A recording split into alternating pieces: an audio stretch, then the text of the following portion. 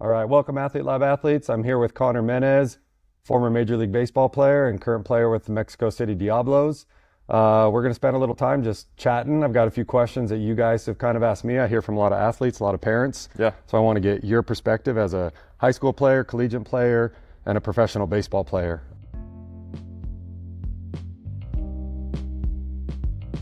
One of the biggest questions I get all the time from kids, especially younger, middle school, as they start progressing into their sport and understanding they need to take it more seriously, is how do you stay motivated? So for you, Conner, what's your why? What's behind your drive to show up every day and put in the work? Yeah, great question. This is my 10th year, which is crazy to think. I got drafted by the San Francisco Giants in 2016, and now it's 2026, going into my 10th year pro ball. So this is going to be my third year in Mexico, playing down there with the Diablo Rojos of Mexico City. And the drive for me is like, I've been playing since 4 or 5 years old, and yeah, it gets monotonous at times, but I think it's the competition, really. The competition of me competing out there, that's what keeps me going. That's what keeps me motivated. Like seeing those numbers, seeing the success out there that I have on the field, seeing all my training like come to fruition once it's game time to go, to be able to trust that has been a really big motivation for me. I just love competing out there. I love the game. Kind of baseball's been ran in my family. My grandpa was a big leaguer as well. My parents played. And I just kind of love the game. That's what really keeps me going. And seeing the results from my training to be able to correlate to the mound has just been really cool to be able to see. And that's what kind of keeps me going. Just be able to like see like either my fastball jumping or I make some great mechanical kind of correction that kind of makes my game even better or easier on my body. That's kind of the thing that really kind of keeps me going. One of the things you just said in there that I think is really important, you mentioned a few times of like the off-field training, corrections in your pitching mechanics, whatever it is. Do you spend time trying to focus on and enjoy the process rather than just the end result? Yeah. So that's a good one too. Trying to trust the process of your lifting, of your arm care, and then when it comes to game time, all that hard work that you put in from your lifting, your arm care, your mechanical work, to be able to just go and not think about it and just throw strikes and have fun. So the biggest thing, like we've talked about before, is this year I'm really trying to focus on having fun, because like now for me it's a job, so like if I don't throw well, then I might not have a job the next month or the next year or something like that. So if I can try to change my mindset to just go out there and have fun, and we'll get into this below a little bit more, but try to like switch those positive negative thinking, and that's on like the mental side, which we can get into too. Yeah.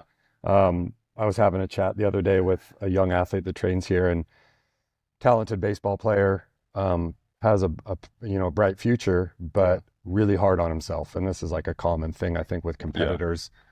So to hear you say one of the things you really focus on is enjoying the game, the love of the game, and having fun out there. Remembering you could be instead working a desk job, you could be working a 9 to 5, but you get to go play baseball and have fun playing a game. So is that an important part of your mental side of the game, is going, okay, this is still a game, we're competing, obviously there's something on the line because you have to perform, but remembering to have fun while you're at it. Exactly, that's huge. That's also a big motivation factor for me to keep on going, keep on training, keep on playing as long as God will let me, as long as my body holds up and I keep on having success. And then it comes down to trying to have fun out there. Like, it's easier said than done. It's hard when you start getting into slumps or you start throwing bad, but then that's where you try to really try to reel it in with the mental side, to try to change those negatives into positives. Be like, okay, what can I do to try to like flip my mindset when things are going bad, to try to flip it, to be able to say like, okay, all I need to do is just do a little bit more mechanical work, or I need to like do a little more explosive work, or I need to talk to one of my pitching coaches to see just one little minor adjustment could flip their switch, and then you're good to go. You're like locked back in, throwing strike, getting hitters out. Because you just went down this path, let's talk about the mental side, because this is another question we get asked a lot. Doesn't matter if you're a pitcher or you're on the other side of the batter's box. How do you personally deal with the hard times? Because they're inevitable in this sport, right? We're playing a game of failure. So how do you deal with the challenging times? And especially like once you get to my level, like it's 90% mental from hitters to pitchers, especially pitching, and I would say hitting too, because what you fail 7 times out of 10, and you're considered a Hall of Famer when you get to like my level. So a lot of failure for hitting, a lot of failure for pitching. But I know when I'm at my best is when I'm chasing those positives, trying to keep those negatives right behind those positives. So like say like I walk a guy, I'd be like, okay, no worries. Another weapon. I know I'm a lefty. I know I can pick a guy off. So either they're gonna be able to pick him off, or I'm able to keep him close by. Or I'm be like, no problem. I'm gonna get a double play right here. I'm literally 1 pitch away of either getting out of this inning or getting 2 quick outs. So try to switch in your mindset when those negatives come in to be like, okay, what can be a positive outcome with that?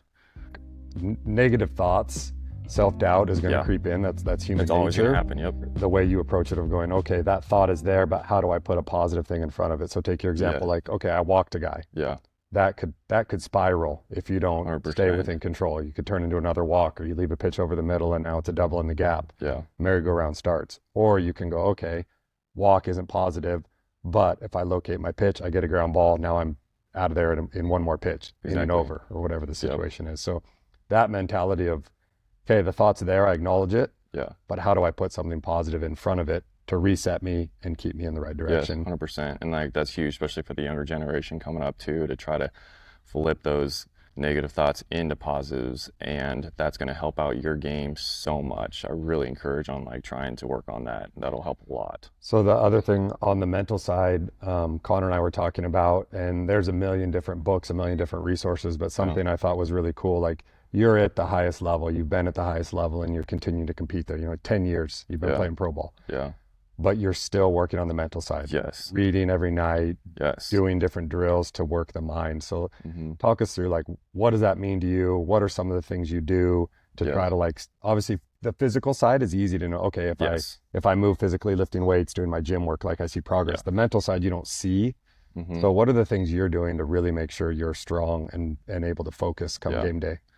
One big thing that's helped with my mental side is having a plan coming to the field.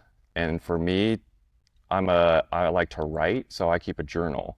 So like that helps me come with a plan. Okay, like what do I got to do today to be able to be the best version of myself when I go out there to compete? And then I usually write it down, and I'm like, okay, I need to do my activation in the weight room. I need to do my arm care, or I need to get a lift in. So like I'm a planner, so like I like to write it in my journal and plan. And then I also, after my outings, I like to write about my outings. And it's just kind of either good or bad, it doesn't matter.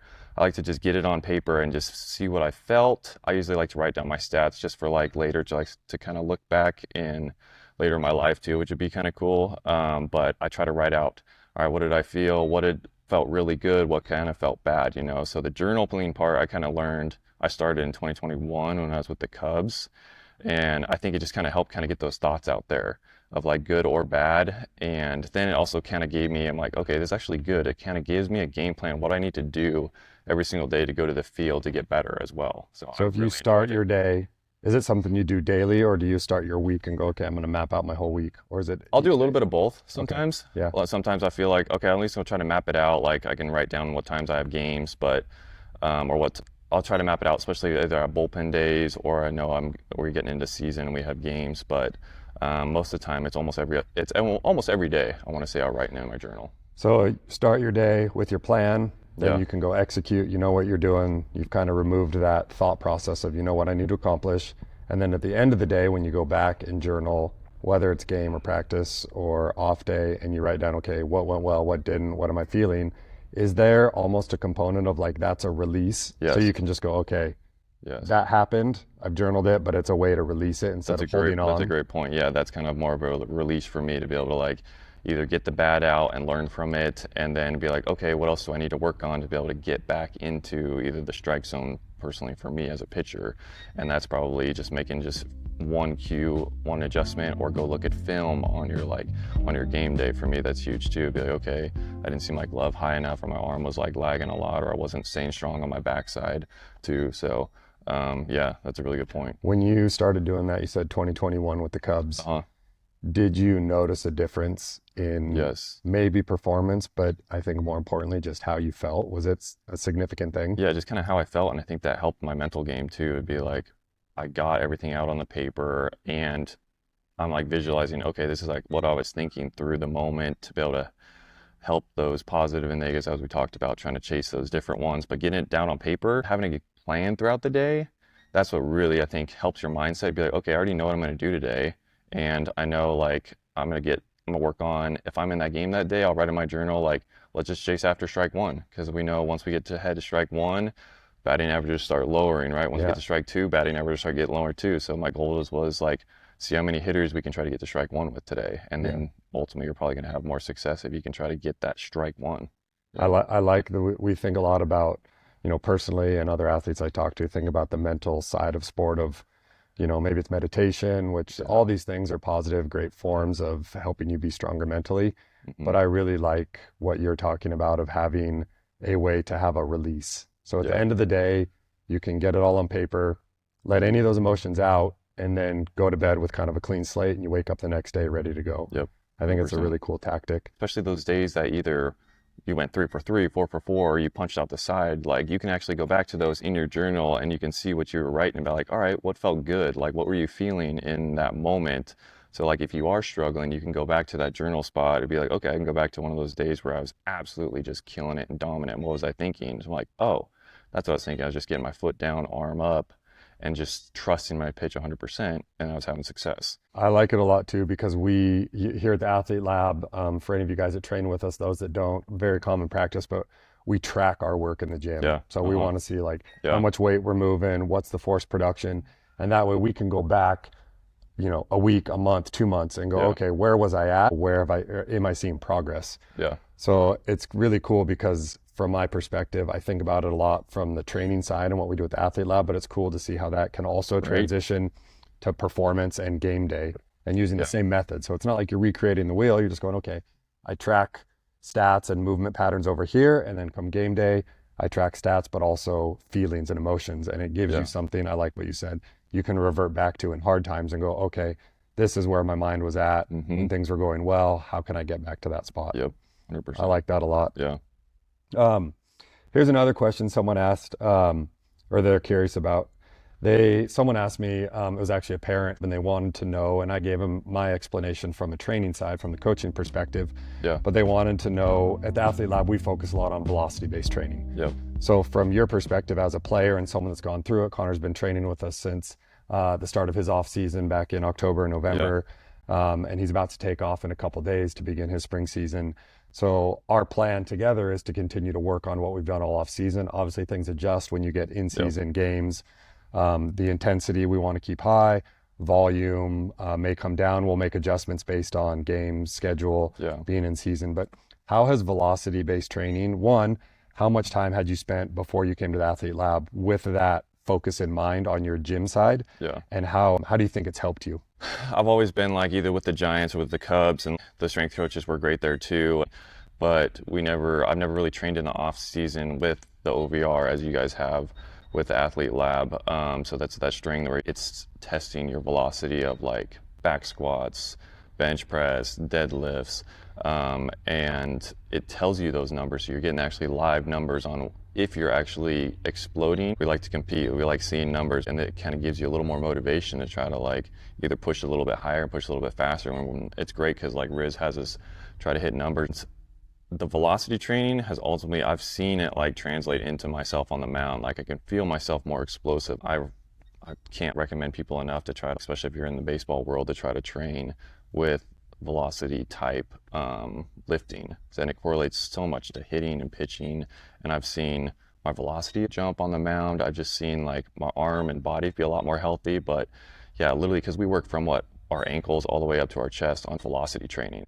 And it doesn't mean you have to pull a lot of weight. You can adjust it, but that's why we have the OVR to see like how we're moving that day. It's been awesome training with you this off season. It's I'm helped excited me a to lot. see. I'm excited to see how it translates to game day. Yep. And then I'm excited to work with you all season Yeah. because again, now that we can use data, or with the mindset of using data to program into, we can train smarter as well. Baseball season is incredibly long. Like Yep. you look at that sport compared to others, and the number of games baseball players play is far beyond almost every sport, I imagine. Yeah. So you've got to manage not only like how do you stay strong all season long, but how do you keep the injury bug away. Your best ability is availability. So if your 100%. arm isn't working or Yeah. you tweak something in your lower body, you can't pitch. Now you can't support your team Yeah. to the best of your ability. So it's a way that we can focus on not only targeting the explosive power side of sport. Doesn't mean we don't work on absolute strength. Absolutely we do, based on how we program. Yep. But in season, I'm excited to see how you feel come September, Yeah. at the end of the season, to see how this plays out for you in Yeah. season. I've usually come into spring training and the beginning of the season feeling really explosive and really great, but then I just kind of like either use some strength coaches and we just kind of do the same, just kind of lift heavy and like a little bit explosive training, and then I can see my body start tapering off. But like this tool with OVR throughout the season is going to be able to help keep me in check, to be able to make sure like I am trying to keep that explosiveness, and I know it's going to help me out to try to keep me explosive throughout the season. That's been my number one thing, try to stay explosive throughout the season. And give you real-time feedback. Exactly. So you're not finishing your lift and waiting a day or two to go, okay, how does my body feel? Like you get real-time feedback to know like, hey, I'm not moving as fast today. Maybe today's a day I peel a little weight off, still moving with velocity, but I'm not going as heavy. Other days you wake up, you got good sleep, maybe you had a day off the day before, whatever the situation is, and you go, okay, I can push it a little more today. My body's feeling good. That way, again, just being able to use real-time feedback to adjust. So here's another similar question in a similar realm that I think one of our high school kids asked, and I think this is a great one for all of our athletes, especially as they progress from high school to college and beyond, is how do you maintain your work during the chaos of season? You've got travel, you've got games, you've got all this stuff. So like how do you go about that? How do you think about it? Definitely depends on your role. If you're a starting pitcher, if you're a reliever, if you're a position player. For me, I've done both. I've been a starter and a reliever.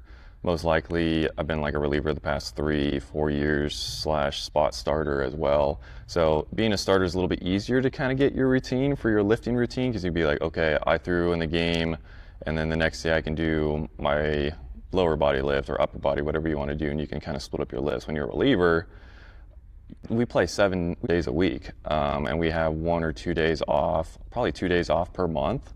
And so as a reliever, either sometimes you'll throw 2 days in a row, get a day off, or sometimes 3 days in a row if like they really need you, and then you get a day off. So it's like trying to create that balance of when you're lifting. So for me, most of the time I have an outing, I'm probably either going to lift before my outing, or sometimes if I'm really dragging, be like, oh, I don't think I should lift. I probably should save my energy for that game, and I'm going to lift after the game.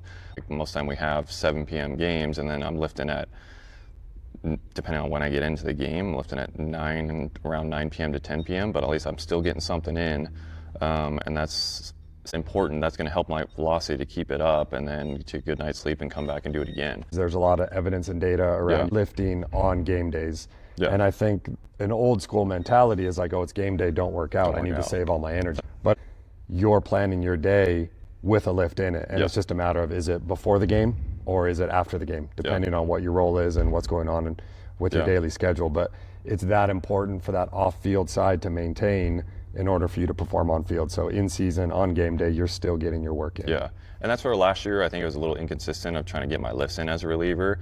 This year, I'm going to stick to lifting at least 3-4 times a week as best I can, either before a game, and then my body's going to get used to it eventually, right? So like it might suck a couple times or the first week, second week to try to get my lifts in and then throw, but then my body's going to get used to it after a while. I'll be like, okay, I know it's got to lift before a game, and I'm still strong enough to be able to have 3-4 hours after my lift to still recover to be able to go throw. Too. And this is where, as you know, player and coach, what's really important is that communication between us. So I know what he's doing and what his plan is, and we can adjust programming. So days you're lifting before a game, it doesn't mean we just go in there and do a little stretch and leave. It's still work with intent, but the volume may come down. That way you're not gassed come game time. 100%. Good stuff. Another one someone brought up that I think is really, again, sometimes we don't put enough value on this, especially at a younger age, is the nutrition side. So we don't need to go into details. Neither one of us is a nutritionist. That's true. But from the standpoint of a couple questions. One, how much do you think about that? And how important do you think your nutrition and the fuel you put in yourself plays into your eventually your performance and your outcome on the field. Yeah, for sure. Like you said, we're both not nutritionists. It's something I definitely want to get a little bit better at, and feel like we all could. For me, the biggest thing during the season, that's when we're burning so many calories. Like we have practice in the beginning of the day, then we have a game, and then we have travel and stuff. But for me, it's trying to get a protein intake has been actually really important for me this off season, and I'm trying to continue once the season, because once the season starts, I burn way more calories than I do during the off season. So for me, when I have an outing, I'm gonna like try to crush a protein shake right afterwards to try to get back some of those calories and protein. I'm gonna lose velocity if I start losing weight during the season because I'm not getting enough protein intake. So that's like, if that's sacrificing like sleep a little bit to like wake up a little bit early to make sure you get breakfast in, because some guys I know like will either like sleep in and miss breakfast because we didn't get done till 1 a.m. or didn't get back to the hotel till 1 a.m. too, because they want to sleep in. But then you're depriving yourself of nutrients in the morning of getting breakfast. I'm just trying to make sure I get enough calories during the season to help maintain my weight. Like I'm not trying to gain weight during the season. I'm just trying to maintain it because we burn so much, because we run every day, we stretch, we are like are shagging BP, and then we're throwing in a game and our heart rate's going all the way up to 180, 185 sometimes, and we're burning so much. So for me, to try to keep my explosive training is going to be try to keep that protein intake in after games and throughout the day as well. Yeah. Do you notice, have you ever paid attention, do you notice when you eat, I'll say like quality food, meaning whole foods versus, I'm sure there's moments we all run into it late at night. There's no, no time to prep food. So you eat something maybe more fast food oriented. When you're in those situations, can you feel the difference in your body of how you show up the next day? Yeah, I can. I mean, it's hard in a different country too. So like, I'm not used to the same foods as I am here in the States, because in Mexico, we have these 8 p.m. games and we don't get done until like midnight. So they do provide us food at the hotel, which is nice. So there's usually some sort of salad, some sort of protein. But sometimes you're not feeling it because it's kind of the same thing over and over, or the food's just not that good. But I still need to get something in. So a lot of times it's either I'm going to have to get pizza late at night to try to get something in, because I know I just burned a ton of calories because I just pitched that night too.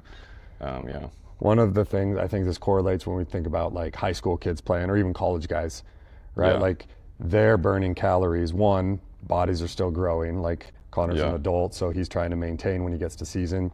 But these kids are, let's take early high school kids. Their body's still growing, so they're burning calories all day long. And then they go to school and they're, putting forth effort there that burns calories. Then they get to the gym and practice. So one of the big things I take from what you talked about is sometimes I think a lot of athletes don't get enough calories in them for what they're burning through the day. Trying to dial that stuff in, I think, really has value to how you show up. I always think about, I mean, we've all heard this analogy a million times. I think about athletes as sports cars. And it's like, hey, if you're a sports car, are you going to put junk fuel in? No, you're going to put the highest performing fuel you can. So sometimes you're not able to based on the situation. But something is probably better than eating nothing and having no calories, where now your body's just eating away at your muscle mass. So while it's not a perfect world, like Conner, I think it's important, like you said, you're doing your best protein intake. As soon as you're done pitching, like you've got your protein at the field, that you can have a protein shake and know you're getting quality stuff there to replenish immediately and then go on. Conner, what else do you have? Anything you want to talk about? Taking care of my feet. I learned a little bit with the Giants, and then I kind of expanded more when I went to Japan, because they're really big on, there's so many different little muscles in your feet, and they're like little neurons that literally send, it's neurologic. I've really tried to take care of my feet. Like I roll out my feet. I wear toe socks. People think that's kind of weird, but I don't think it is anymore, because like if you think about it on the mound or when you're hitting, like we want to try to like strengthen those toe muscles, and we want them to be spread out, because like we kind of grew up and everyone wears socks or shoes that are like pointed. So like this off season I worked on wearing flat barefoot shoes. So it's helped strengthen like my ligaments, my ankles, my feet ligaments, and like I feel a lot stronger on the mound now, because like I have those muscles in my toes kind of getting a lot more stronger, getting those arches a little bit more strong. Because like if you think about it, if your feet are more like spread out and ready to go, then you have actually more power to either drive off the mound or drive when you're hitting, because you're a little bit, your platform's a little bit wider too. When I go back to like my whole routine and warming up, I'm trying to more roll out my feet. When we start, we got to start from the base down low all the way to the top till we warm it up too. So I warm up my feet all the way up to my upper body, rolling out my back, and then mobility stretching, and then we roll into like our dynamic warm up to get ready for the gym, or we get ready to throw too. So I mean, it's a process, but like if you stick with it, especially the mobility for hitters and pitchers, Obviously, we got Riz and I here, and a lot of the guys know that have been here and Sawtooth Sports. I worked with a lot of them on a mobility, and it's just so important to keep those muscles, especially for pitchers and hitters, especially hips are a really big one that we see Yeah. with these younger kids to try to keep that hip mobility Yeah. there. It's just another tool to try to get yourself better, you know? But that intent and that care into your craft is like, Yeah. hey, taking control of what's in your control. Yeah. There's so many factors outside of our control in life and baseball especially. So Yeah. like, what is within my power to control and putting full intent into that, even all the way down to the shoes and the socks. We talk about it all the time, whether you're in the batter's box hitting or on the mound, is like being grounded. Yes. And being able to put force into the ground and get force back out of the ground is going to help you with velocity. It's going to help you with your ability to hit balls hard. So Yeah. it's important. It's, you take all those things into account. And while you can't do everything every day,